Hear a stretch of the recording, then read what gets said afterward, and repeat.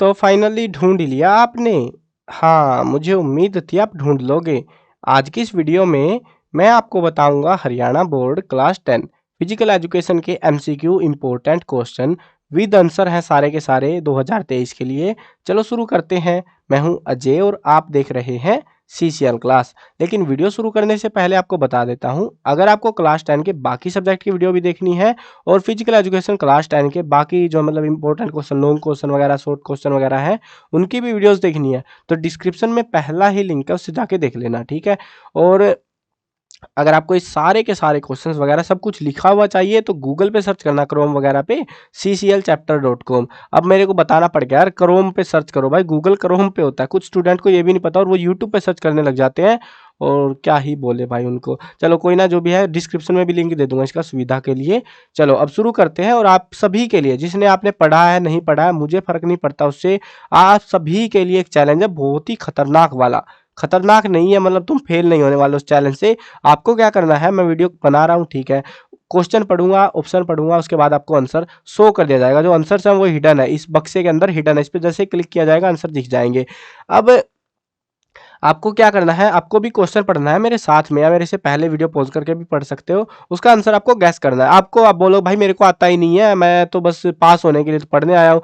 यार आपको मतलब मैंने आपको यहाँ पे जो 50-51 कितने भी क्वेश्चंस दिए हैं, वो क्वेश्चन अगर आप उनमें से 2-4 क्वेश्चन तो करोगे एटलीस्ट, खुद से अटेम्प्ट है इतना तो कर लोगे, मेरे को पता है। उतना भी नहीं कर पा रहे तो भाई पास कोई नहीं कराने वाला फिर तुमको, मेरे को पता है बहुत ईजी क्वेश्चन भी है, एक आध क्वेश्चन मैं मानता हूँ कि बहुत हार्ड है, ठीक है ना। तो यहाँ पे सारे के सारे जो आंसर वगैरह मैंने गूगल वगैरह से कर रखे हैं। सो अगर किसी में एरर लगे बिना किसी टेंशन के जो है आप मेरे को बता देना, मैं आंसर से अपडेट कर दूंगा। वीडियो में अपडेट नहीं होंगे तो वो जो भी अपडेट वगैरह चेंजेस अगर होगा, आंसर में एरर होगी तो वो जो है वेबसाइट के ऊपर चेंज कर दिया जाएगा। वेबसाइट पे क्रॉस चेक जरूर कर लेना, प्रैक्टिस करनी है वहां से जाके भी कर सकते हो। अब शुरू करते हैं, पढ़ना शुरू करते हैं इसको सारे को। पहला क्वेश्चन है, which disease occur due to deficiency of vitamin C. Vitamin C की कमी से कौन सी बीमारी होती है। मलेरिया, थोड़ा बड़ा कर लेता हूँ ना, थोड़ा अच्छा लगेगा आपको, स्क्रीन पे देखने में दिक्कत नहीं होगी फिर, है ना। तो कुछ स्टूडेंट को लगता है भाई फोन छोटा है, डिस्प्ले में साफ नहीं दिख रहा। Which disease occur due to deficiency of vitamin C. Vitamin C की कमी से कौन सी बीमारी होती है। Malaria, pyorrhoea, anaemia, diarrhoea. तो कौन सी होती है, एनीमिया नाम की बीमारी होती है। क्या होता है एक्चुअल में, हमारा शरीर एनीमिया वैसे लोहे की कमी से की वजह से होता है, लेकिन लोहा जो पचता है हमारे शरीर में, आयरन जो कहते हैं हम, आयरन जब डाइजेस्ट नहीं होता तो वो विटामिन सी की कमी से होता है। कुछ स्टूडेंट मेरे को पायरिया बोल रहे थे, तो पायरिया विटामिन B12 की कमी से होता है। पायरिया नाम की जो बीमारी है वो एनीमिया है इसका आंसर, ठीक है। Which vitamin is found in green leafy vegetable. हरी पत्तेदार सब्जियों में कौन सा विटामिन पाया जाता है। अब मैं इतनी बेशर्मी से आपको कैसे कहूँ कि भाई गूगल वालों ने क्या, किसी ने भी मेरे को ये नहीं कहा कि भाई इसमें एक विटामिन पाया जाता है, और इन बेशर्मों ने हमको दे दिया vitamin B, vitamin A, vitamin D, vitamin E. कौन सा विटामिन भरे भाई, सारे विटामिन ऐसे ही, हमने भर दिया विटामिन ई, ठीक है। वैसे इसमें विटामिन ए भी पाया जाता है, विटामिन ई भी पाया जाता है, विटामिन सी भी पाया जाता है, मतलब इतने देश भर के विटामिन है यार इसमें। मल्टी विटामिन होती है ग्रीन वेजिटेबल्स, लीफी वेजिटेबल्स। और इन्होंने हमसे ऐसा पूछा बेशरम सा सवाल। अगर आपको गड़बड़ लगती है तो बता देना इसमें, ठीक है। मैं बदल दूंगा, ज़्यादा से ज़्यादा ए होगा इसका आंसर मोस्ट प्रोबेबली फिर तो। Which vitamin soluble in water. पानी के अंदर कौन सा विटामिन घुल सकता है। Vitamin A, vitamin K, vitamin C, vitamin D. तो कौन सा, vitamin C. How much quantity of nitrogen is there in the air. हवा में कितने परसेंट नाइट्रोजन की क्वांटिटी होती है। वैसे होती तो 78% है, अब क्या ही बोलेंगे हम उसको। देखो तुम 50, 60, 70, 80, आपकी किताबों में देखा 80%, तो वही लगाना पड़ा, और क्या करें यार। Which element is responsible for producing haemoglobin in the blood of our body. कौन सा जो एलिमेंट है वो रिस्पॉन्सिबल होता है हीमोग्लोबिन बनाने के लिए। हमारे शरीर में जो हीमोग्लोबिन बनता है ना, उसके लिए कौन सा एलिमेंट जरूरी होता है, रिस्पॉन्सिबल होता है। Calcium, iron, iodine, sodium. तो कौन सा होता है, iron. What is the percentage of water in the blood of our body. हमारे शरीर का जो खून है, शरीर में नहीं, हमारे शरीर के खून में कितना पानी होता है। 65, 75, 90 और 60, कितने परसेंट होता है इनमें से, 90% होता है, क्योंकि पानी ही होता है लिक्विड में एक्चुअली तो। बाकी तो फिर भी कम से कम हड्डी मांस तो है। What is the percentage of mineral in our body. हमारी बॉडी में मिनरल का कितना परसेंटेज होता है। 20, 10, 4, 30। तो कितना होता है, 4। वैसे तो देखो स्टैंडर्डली कई जगह पे देखने को मिल रहा है मेरे को 5 to 6 भी, ठीक है। अगर 5 to 6 आ जाए 4 की जगह पे तो टेंशन मत लेना, ये भी आपका आंसर सही रहेगा। कई जगह पे मिल रहा है 5 to 6, और इसके हिसाब से यहाँ पे 4% हमारा आंसर रहेगा। What is a complete food. Complete food क्या है, bread, vegetable, fruit, milk, rice. तो कौन सा है, मिल्क। वैसे इसके ऊपर बड़े क्वेश्चन भी आते हैं, आपसे एक स्टेटमेंट की जस्टिफिकेशन मांगी जाती है कि milk is a complete food, justify your statement. तो जस्टिफाई दिस स्टेटमेंट, ऐसा क्वेश्चन आया, बहुत आया एग्जाम में। आपको जब लॉन्ग क्वेश्चन देखोगे ना, वीडियो देखोगे, उसमें आपको पता भी लग जाएगा वो चीजें। तो मिल्क हमारा जो है कंप्लीट फूड है। How does polio spread, polio कैसे फैलता है? Through polluted water, phyco oral route, through air, through droplet infection. तो कैसे फैलता है? फाइको ओरल रूट से, यानी कि हम पोटी करके आते हैं और उस पोटी से फैल जाता है ये। How do the communicable diseases spread, communicable बीमारियां कैसे फैलती है? Through air, through water and food, through direct contact, all the above. तो क्या है? All the above. Nitrogen is found in which constituent of food, इनमें से कौन से फूड के अंदर नाइट्रोजन पाया जाता है? Vitamin, protein, fat, carbohydrate. तो किस में मिलता है? प्रोटीन में मिलता है। ये केमिस्ट्री का जो बॉन्ड स्ट्रक्चर वगैरह होता है ना, तुमने थोड़ा बहुत आइडिया होगा, तुम 10th में आ चुके हो, केमिस्ट्री पढ़ रहे होगे, है ना? तो जो बॉन्ड स्ट्रक्चर वगैरह होते हैं, बॉन्ड छापते हैं, केमिकल्स होते हैं, उसमें जब आप देखोगे प्रोटीन का जो केमिकल फॉर्मूला, उसमें आपको नाइट्रोजन का एक एलिमेंट मिलेगा और उससे आप पहचान सकते हो। ये मतलब थोड़ा कॉम्प्लेक्स बता दे रहा हूँ तुमको, मतलब इजी वाला होना चाहिए था वैसे तो, चलो कोई ना, बता दे रहा हूँ फिर भी कैसे कहाँ से होता है ये मामला। Which one of the following is the physical function of food, इनमें से फूड का जो है फिजिकल फंक्शन क्या होता है? प्रोवाइड एनर्जी, हाँ जी बिल्कुल, एनर्जी देता है ना भोजन हमको, नहीं तो भूखे पेट भजन नहीं होते। Formation and repair of tissues, हाँ बिल्कुल सही बात है। Regulate the function of body, बिल्कुल सही है। ऑल द अबव आंसर है हमारा। इन विच बुक, ये कई बार एग्जाम में आ चुका है, बार बार रिपीट हो रहा था तो मैंने मोस्ट इंपोर्टेंट लिख दिया है। In which book Vande Mataram song was published, Vande Mataram जो गीत है वो कौन सी किताब में पब्लिश है? रामायण, गीतांजलि, महाभारत, आनंद मठ। तो किसमें है? आनंद मठ में। इसको मैथ मत पढ़ने लग जाना कहीं, तुम मैथ पढ़ लो, मैथ नहीं है ये मठ है, मैथ है, मठ, मठ वाला मठ, ठीक है, मैथ नहीं है ये। अब स्पेलिंग यही है तो क्या करूं मैं भी। What is, who is the author of Vande Mataram, देखो नेशनल एंथम का ऑथर भी पता होना चाहिए तुमको। वंदे मातरम गीत जो है, वंदे मातरम सुजलाम सुफलाम, वो वाला गीत है ना हमारा, तो वो वाले गीत की हम बात कर रहे हैं, वंदे मातरम। उसका ऑथर कौन है? टैगोर, चटर्जी, नायडू, कबीर। तो कौन है? बंकिम चंद्र चटर्जी, यानी चटर्जी कहते हैं। तो who compose national anthem, national anthem राष्ट्रगान को, जन गण मन वो वाला जो है वो किसने बनाया है? बंकिम चंद्र चटर्जी? नहीं भाई, वो तो उसने तो राष्ट्रगीत बनाया है, यानी नेशनल जो है सॉन्ग बनाया है। रविंद्रनाथ टैगोर, सुभाष चंद्र बोस, आनंद घोष। तो किसने बनाया है? रविंद्रनाथ टैगोर ने। When was the national anthem sung for the first time, दुनिया के अंदर नहीं, देश के अंदर, अपने देश के अंदर पहली बार जनगण मन कब गाया गया था? नेशनल एंथम कब गाया गया था? 27 दिसंबर 1910, 26 जनवरी 1911, 27 दिसंबर 1911, 27 जनवरी 1912। तो कब गाया गया था? 27 ऑफ दिसंबर 1911 में। Which is not our national festival, इनमें से हमारा नेशनल फेस्टिवल कौन सा नहीं है? 15 अगस्त, 26 जनवरी, 14 नवंबर, 14 सितंबर। बड़ा ही खतरनाक सवाल है। 15 अगस्त को तो सबको पता है भाई, देश आजाद हुआ था, नेशनल फेस्टिवल है ही है। 26 जनवरी को, हाँ जी पता है, सबको पता है ना क्या हुआ 26 जनवरी को? संविधान लागू हुआ था हमारा, कॉन्स्टिट्यूशन अप्लाई किया गया था। 14 नवंबर को चिल्ड्रन डे होता है और 14 सितंबर को होता है हिंदी दिवस। तो अब क्या ही बोलूं भाई इस चीज को। अब यहाँ पे मैंने पहले जो है 14 नवंबर लगा दिया था, फिर कुछ स्टूडेंट बोल रहे थे कि भाई नहीं 14 सितंबर होना चाहिए था आंसर, क्योंकि देखो दो मीडियम में करा रहा हूँ ना मैं, हिंदी मीडियम की भी वीडियोस है, इंग्लिश मीडियम की भी। तो हिंदी मीडियम वालों की वीडियो मैंने कल रिलीज कर दी थी ऑलरेडी, तो उन्होंने बोला था कि भाई सितंबर वाला आंसर आना चाहिए था, क्योंकि नवंबर नेशनल फेस्टिवल है। गूगल वाले तो इसको भी नेशनल ही बता रहे हैं। अब तुम बताओ भाई, तुम्हारे हिसाब से क्या होना चाहिए? अब किताब के हिसाब से बताना है तुमको, क्योंकि जो किताब में लिखा होगा फिर वही लिखना पड़ेगा हमको भी, है ना? तो फिलहाल मैंने 14 सितंबर कर रखा है, अच्छी बात है। बाकी आपकी मर्जी, आप बता देना अगर एरर लगे तो। Beside lion our national emblem contain, lion के अलावा हमारा जो नेशनल एमएलएम है, यानी कि वो आपने देखा होगा अशोक स्तंभ वाला, जिसमें जो है 3 शेर ऐसे छाप रखे हैं, एक वो ऐसे सा यार भारत का जन, मतलब नीचे एक चक्कर छपा हुआ है, अशोक चक्कर वगैरह, और यहाँ पे जानवर से, वो वाला पहचान में आ गया ना, राउंड राउंड सा। तो उसमें ये पूछ रहे हैं लायन के अलावा बाकी कौन से जानवर है? Bull cow, bull man, bull horse, sun bull. तो क्या है? बुल और horse. Which is the national game of India, national game कौन सा इंडिया का? किसको नहीं पता ये? खो खो, कबड्डी, रेसलिंग, हॉकी, कौन सा है? हॉकी। ये तो आसान है बिल्कुल से। What is the shape of our national flag, इसमें तो सबको पास हो जाना चाहिए इस वाले क्वेश्चन में।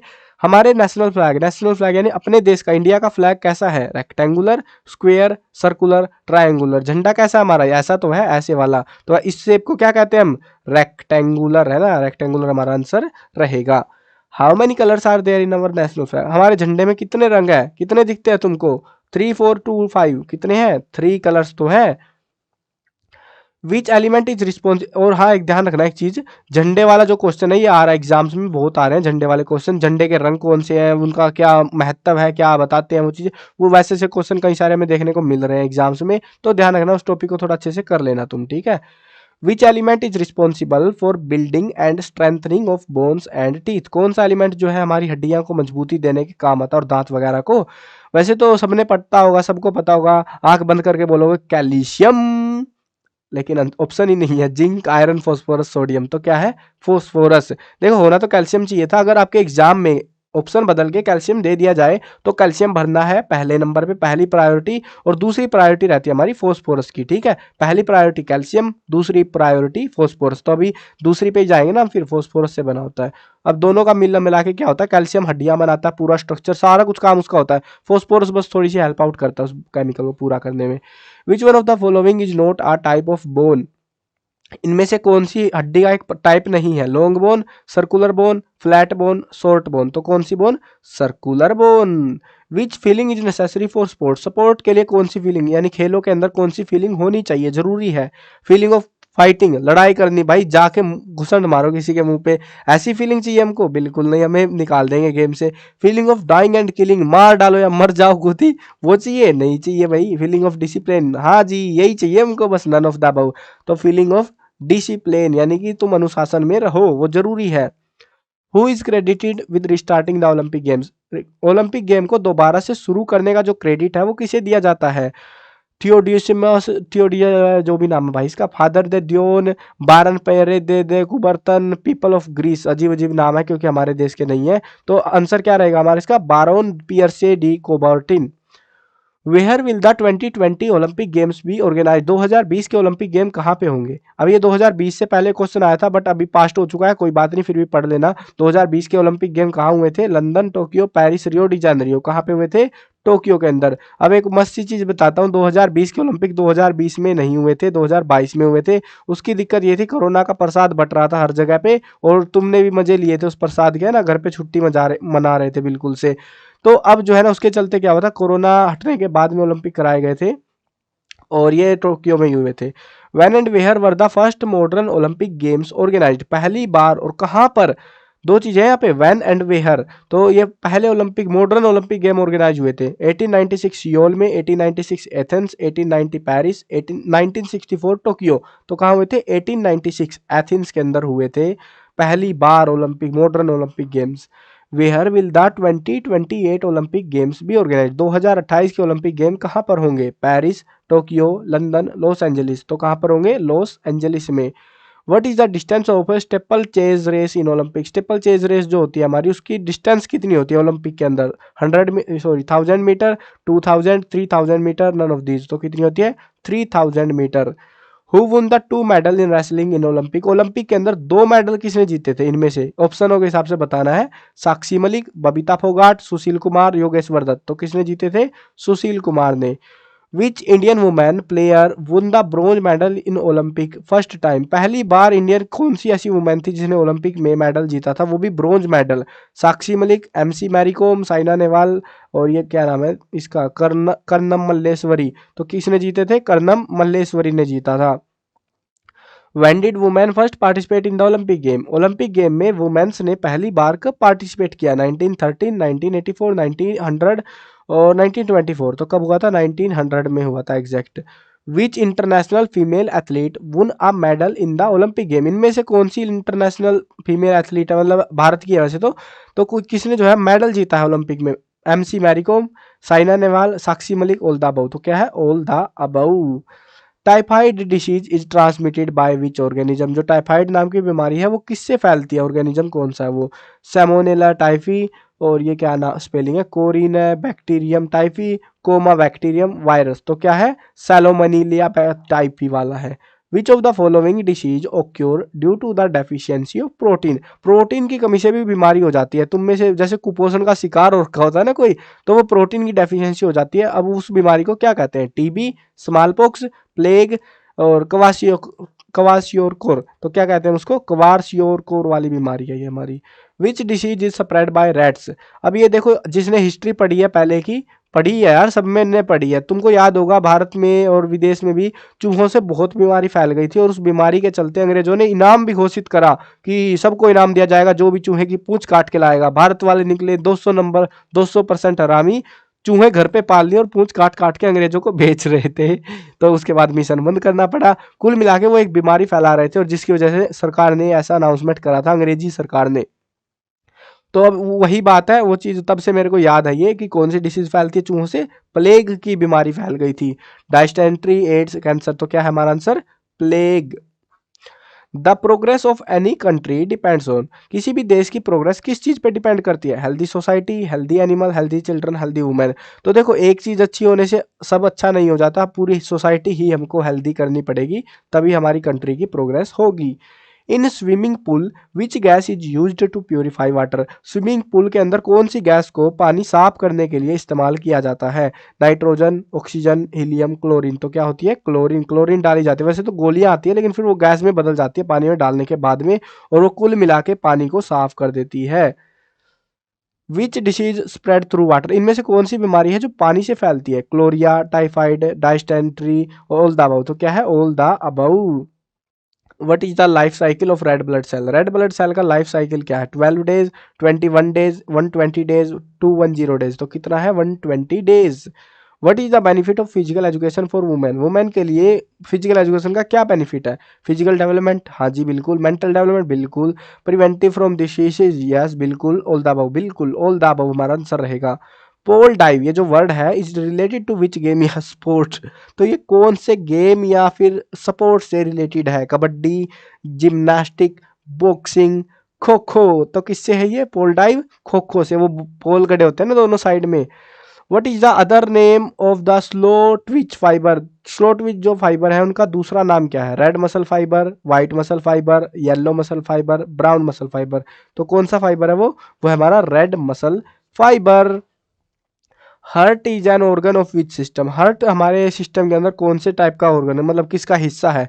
हार्ट का काम क्या होता है? खून को भेजना ना, तो खून को भेजने वाला सिस्टम को क्या कहते हैं? Nervous system, muscular system, respiratory या circulatory?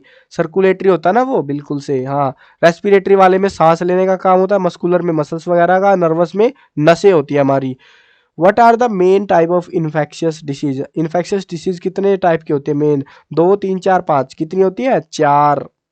Liver is the major organ of which comic system, तो किसका हिस्सा है लीवर? लीवर का काम क्या होता है? खाना पचाना, खाना पचाना मतलब खाने वाला सिस्टम होगा कोई, digestive system, excretory system, muscle system, respiratory system. तो कौन सा है? Digestive system. इसका काम क्या होता है? जो हमारा खाना है उसको पचाने का काम होता है, एक्सक्रीटरी में हम हक देते हैं, ठीक है ना। तो वो जो मतलब कचरा है हमारे शरीर से वो बाहर निकालने का काम होता है एक्सक्रीटरी सिस्टम का। बाकी दो मैंने बता दिए थे already. What spirit is necessary in sport, इनमें से कौन सी स्पिरिट जो है जरूरी है स्पोर्ट्स के अंदर? Discipline, endurance, to obey, suitable all. देखो आजकल एक प्रचलन बढ़ चला है एग्जाम्स के अंदर, पहले हम ऑल द अबव लिखा करते थे ना जिसमें, उसको आजकल लिखा जाने लग गया है सूटेबल ऑल। कंफ्यूज मत हो जाना कि ये क्या बीमारी आने लग गई, ये जो शब्द है ये ऑल द अबव ही है, ठीक है ना। तो सूटेबल आंसर रहेगा। What is a group of 10 athletic event called, 10 athletic event के ग्रुप को हम क्या कहेंगे? Decathlon, heptathlon, pentathlon, none of these. तो क्या कहेंगे? Decathlon. How many type of start are there in athletic, athletic में कितने टाइप के स्टार्ट होते हैं? 3, 2, 5, 4, कितने होते हैं? 2 टाइप के स्टार्ट होते हैं। How many atria are there in the heart, heart के अंदर कितने अट्रिया होते हैं? 4, 3, 2, 6। तो कितने होते हैं? 2। How many times does an adult person heart beat in 1 minute, 1 minute के अंदर हमारा जो दिल है, मतलब दिल ही है ना, हार्ट बीट जो भी है यार, कितनी होती है एडल्ट पर्सन की? 72 to 80 times, 80 to 90, 80, 52 to 72 times, none of these. तो क्या आंसर रहेगा? 72 टू 80 टाइम्स। अब ये देखो आंसर डिपेंड कर सकता है, 80 टू 90 भी हो सकता है, बट आंसर आपका लेजिट तो यही है। अब लेजिट क्यों है? देखो एग्जैक्टली आपकी जो बुक है, बुक में दे रखा था 72 उस कंडीशन में है, एक्सट्रीम कंडीशन में, जब आप नल्ले बैठे हो, कुछ नहीं कर रहे हो, कतई कुछ नहीं कर रहे हो, ठीक है। तो उस टाइम पे 72 होती है। अगर तुमने कुछ भी करना शुरू कर दिया तो 72 से आगे भाग जाती है, 80 या 90 तक भी चली जाती है, इवन उससे भी आगे। तो नॉर्मल जो होती है वो 72 होती है, ठीक है ना। स्टैंडर्ड जो देखी जाए, नल्ला बैठा हुआ जो बंदा, उसकी 72 2 होती है। तो उसके हिसाब से हमको ये आंसर रहेगा हमारा, ठीक है। अगर किसी क्वेश्चन में आपको एरर लगती है तो बता देना कमेंट्स में। ये थे टोटल क्वेश्चंस, ये जितने क्वेश्चंस मैंने आपको कराए हैं ये सारे के सारे previous year exams based analysis है, प्रीवियस ईयर एग्जाम्स में ही आ रखे हैं। तो इन सारे क्वेश्चन को अच्छे से कर लेना, वेबसाइट के ऊपर लिखे हुए हैं, प्रैक्टिस भी कर सकते हो। बाकी सब्जेक्ट की वीडियो देखनी है, इवन आपको फिजिकल एजुकेशन के बाकी long question 5 marks 3 marks 2 1 marks के क्वेश्चन की वीडियो देखनी है तो डिस्क्रिप्शन में प्लेलिस्ट का लिंक है, वहां से जाके आप देख सकते हो। चलो मिलते हैं नई वीडियो में, बाय बाय।